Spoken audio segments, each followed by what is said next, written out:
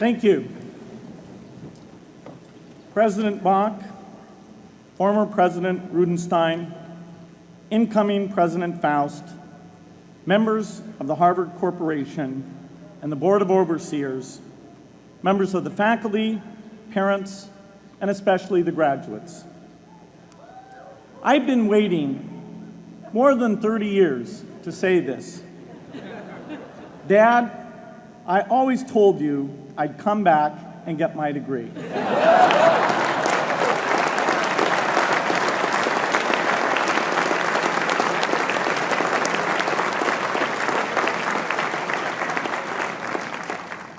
I want to thank Harvard for this honor.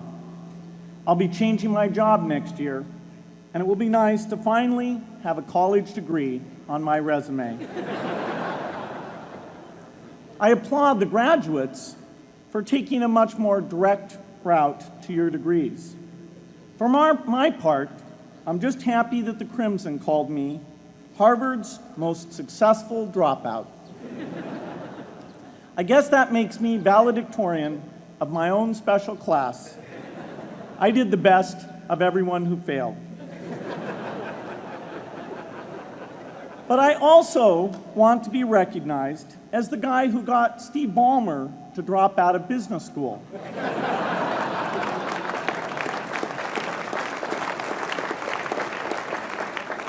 I'm a bad influence. That's why I was invited to speak at your graduation. If I'd spoken at your orientation, fewer of you might be here today.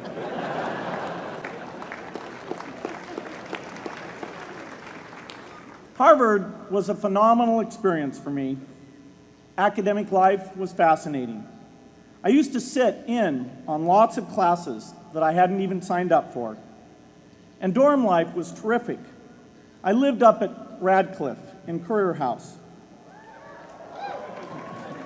There were always a lot of people in my dorm room late at night discussing things because everyone knew that I didn't worry about getting up in the morning. That's how I came to be the leader of the antisocial group. We clung to each other as a way of validating our rejection of all those social people. Radcliffe was a great place to live. There were more women up there, and most of the guys were math science types. The combination offered me the best odds, if you know what I mean. That's where I learned the sad lesson that improving your odds doesn't guarantee success. One of my biggest memories of Harvard came in January 1975, when I made a call from Currier House to a company in Albuquerque, New Mexico, that had begun making the world's first personal computer. I offered to sell them software. I worried they would realize I was just a student in a dorm and hang up on me. Instead, they said, "We're not quite ready. Come see us in a month," which was a good thing because we hadn't written the software yet. From that moment, I worked day and night on the extra credit project that marked the end of my college education and the beginning of a remarkable journey with Microsoft. What I remember above all about Harvard was being in the midst of so much energy and intelligence. It could be exhilarating, intimidating, sometimes even discouraging, but always challenging. It was an amazing privilege, and though I left early, I was transformed by my years at Harvard, the friendships I made, and the ideas I worked on. But taking a serious look back, I do have one big regret. I left Harvard with no real awareness of the awful inequities in the world, the appalling disparities of health and wealth and opportunity that condemn millions of people to lives of despair. I learned a lot here at Harvard about new ideas in economics and politics. I got great exposure to the advances being made in the sciences. But humanity's greatest advances are not in its discoveries, but in how those discoveries are applied to reduce inequity.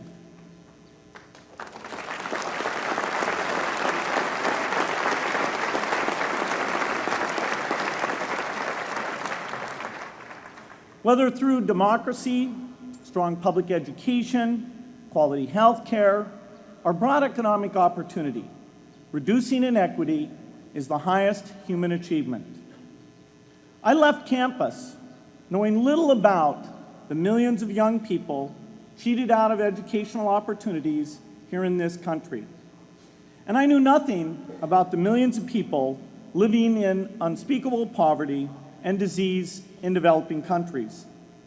It took me decades to find out.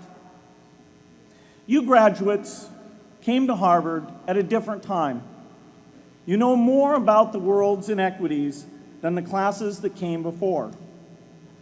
In your years here, I hope you've had a chance to think about how, in this age of accelerating technology, we can finally take on these inequities and we can solve them.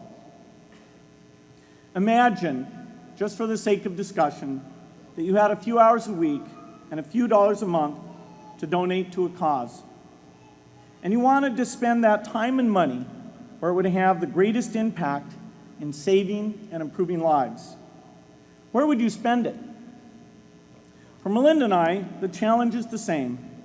How can we do the most good for the greatest number with the resources we have? During our discussions on this question, Melinda and I read an article about the millions of children who are dying every year in poor countries from diseases that we had long ago made harmless in this country: measles, malaria, pneumonia, hepatitis B, yellow fever. One disease that I had never heard of, rotavirus, was killing 500,000 children each year, none of them in the United States. We were shocked. We had assumed that if millions of children were dying and they could be saved, the world would make it a priority to discover and deliver the medicines to save them. But it did not. For under $1, there were interventions that could save lives that just weren't being delivered. If you believe that every life has equal value, it's revolting to learn that some lives are seen as worth saving and others are not.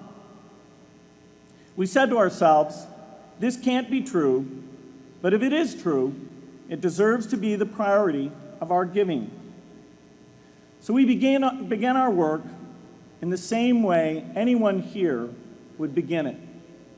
We asked, how could the world let these children die? The answer is simple and harsh. The market did not reward saving the lives of these children, and governments did not subsidize it. So the children died because their mothers and fathers had no power in the market and no voice in the system. But you and I have both. We can make market forces work better for the poor if we can develop a more creative capitalism. If we can stretch the reach of market forces so that more people can make a profit, or at least earn a living, serving people who are suffering from the great inequities. We can also press governments around the world to spend taxpayer money in ways that better reflect the values of the people who pay the taxes. If we can find approaches that meet the needs of the poor in ways that generate profits for business and votes for politicians, we will have found a sustainable way to reduce inequity in the world. Now, this task is open-ended. It can never be finished. But a conscious effort to answer this challenge can change the world. I'm optimistic that we can do this. But I talk to skeptics who claim there is no hope. They say, inequity has been with us since the beginning and will be with us until the end, because people just don't care. I completely disagree. I believe we have more caring than we know what to do with. All of us here in this yard, at one time or another, have seen human tragedies that broke our heart, and yet we did nothing, not because we didn't care, but because we didn't know what to do. If we had known how to help, we would have acted. The barrier to change is not too little caring. It is too much complexity. To turn caring into action, we need to see a problem, see a solution, and see the impact. But complexity blocks all three steps. Even with the advent of the internet and 24-hour news, it is still a complex enterprise to get people to truly see the problems. When an airplane crashes, officials immediately call a press conference. They promise to investigate, determine the cause, and prevent similar crashes in the future. But if the officials were brutally honest, they would say, of all the people in the world who died today from preventable causes, 0.5% were on this plane. We're determined to do everything possible to solve the problem that took the lives of the 0.5%. The problem is not just the plane crash, but the millions of preventable deaths. We don't read much about these deaths. The media covers what's new, and millions of people dying is nothing new. So it stays in the background where it's easy to ignore. But even when we do see it or read about it, it's difficult to keep our eyes on the problem. It's difficult to look at suffering if the situation is so complex that we don't know how to help. And so we look away. If we can really see a problem, which is the first step, we come to the second step, cutting through the complexity to find a solution. Finding solutions is essential if we want to make the most of our caring. If we have clear and proven answers anytime an organization or individual asks, "How can I help?" then we can get action, and we can make sure that none of the caring in the world is wasted. But complexity makes it hard to mark a path of action for everyone who cares, and makes it hard for their caring to matter. Cutting through complexity to find solutions runs through 4 predictable stages: determine a goal, find the highest impact approach, deliver the technology ideal for that approach, and in the meantime, use the best application of technology you already have, whether it's something sophisticated like a new drug or something simple like a bed net. The AIDS epidemic offers an example. The broad goal, of course, is to end the disease. The highest leverage approach is prevention. The ideal technology would be a vaccine that gives lifelong immunity with a single dose. So governments, drug companies, and foundations are funding vaccine research. But their work is likely to take more than a decade. So in the meantime, we have to work with what we have in hand, and the best prevention approach we have now is getting people to avoid risky behavior. Pursuing that goal starts the 4-step cycle again.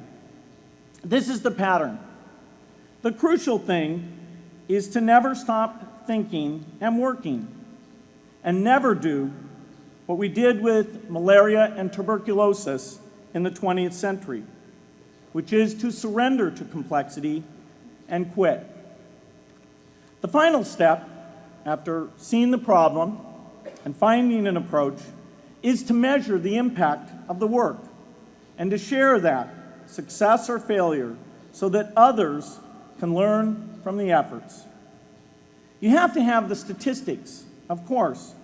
You have to be able to show, for example, that a program is vaccinating millions more children. You have to be able to show, for example, a decline in the number of children dying from the diseases.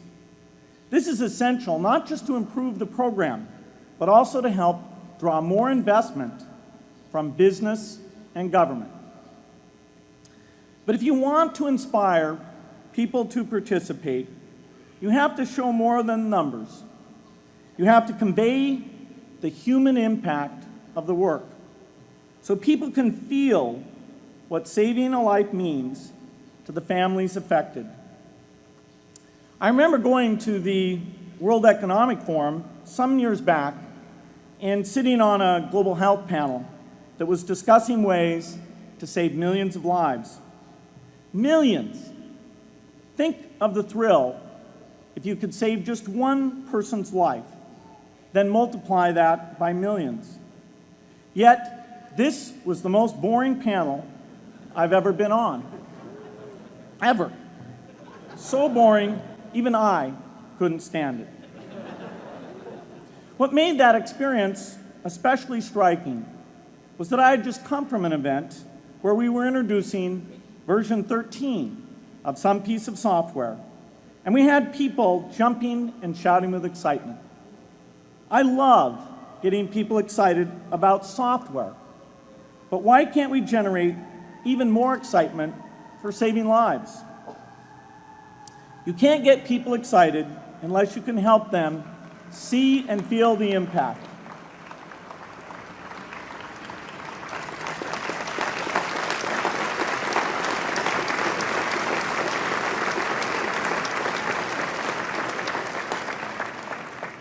The way to do that is another complex question.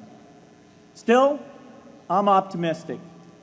Yes, inequity has been with us forever, but the new tools we have to cut through complexity have not been with us forever.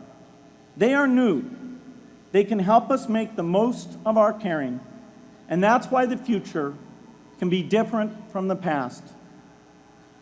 The defining and ongoing innovations of this age, biotechnology, the personal computer, and the internet, give us a chance we've never had before to end extreme poverty and end death from preventable disease. 60 years ago, George Marshall came to this commencement, and he announced a plan to assist the nations of post-war Europe. He said, I quote, "I think one difficulty is that the problem is one of such enormous complexity that the very mass of facts presented to the public by press and radio make it exceedingly difficult for the man in the street to reach a clear appraisement of the situation. It is virtually impossible at this distance to grasp at all the real significance of the situation." 30 years after Marshall made his address, which was 30 years ago, as my class graduated without me, technology was emerging that would make the world smaller, more open, more visible, less distant. The emergence of low-cost personal computers gave rise to a powerful network that has transformed opportunities for learning and communicating. The magical thing about this network is not just that it collapses distance and makes everyone your neighbor. It also dramatically increases the number of brilliant minds we can bring in to work together on the same problem. And it scales up the rate of potential innovation to a staggering degree. At the same time, for every person who has access to this technology, 5 people don't. That means many creative minds are left out of this discussion. Smart people with practical intelligence and relevant experience who don't have the technology to hone their talents or contribute their ideas to the world. We need as many people as possible to gain access to this technology, because these advances are triggering a revolution in what human beings can do for one another. They are making it possible, not just for national governments, but for universities, corporations, small organizations, and even individuals to see problems, see approaches, and measure the impact of their efforts to address the hunger, poverty, and desperation George Marshall spoke of 60 years ago. Members of the Harvard family, here in the yard is one of the great collections of intellectual talent in the world. For what purpose? There is no question that the faculty, the alumni, the students, and the benefactors of Harvard have used their power to improve the lives of people here and around the world. But can we do more? Can Harvard dedicate its intellect to improving the lives of people who will never even hear its name? Let me make a request of the deans and the professors, the intellectual leaders here at Harvard.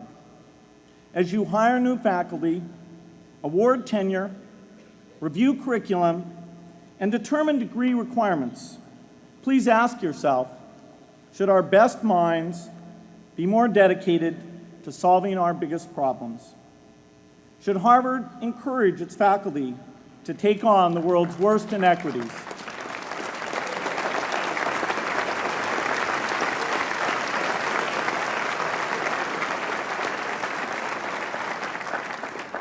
Should Harvard students know about the depth of global poverty, the prevalence of world hunger, the scarcity of clean water, the girls kept out of school, the children who die from diseases we can cure?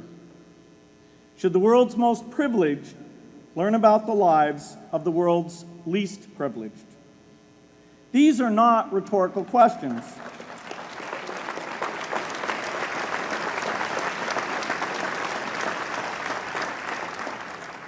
You will answer with your policies. My mother, who was filled with pride the day I was admitted here, never stopped pressing me to do more for others. A few days before I was married, she hosted a bridal event at which she read aloud a letter about marriage that she had written to Melinda. My mother was very ill, with cancer at the time, but she saw one more opportunity to deliver her message, and at the close of the letter she said, "From those to whom much is given, much is expected."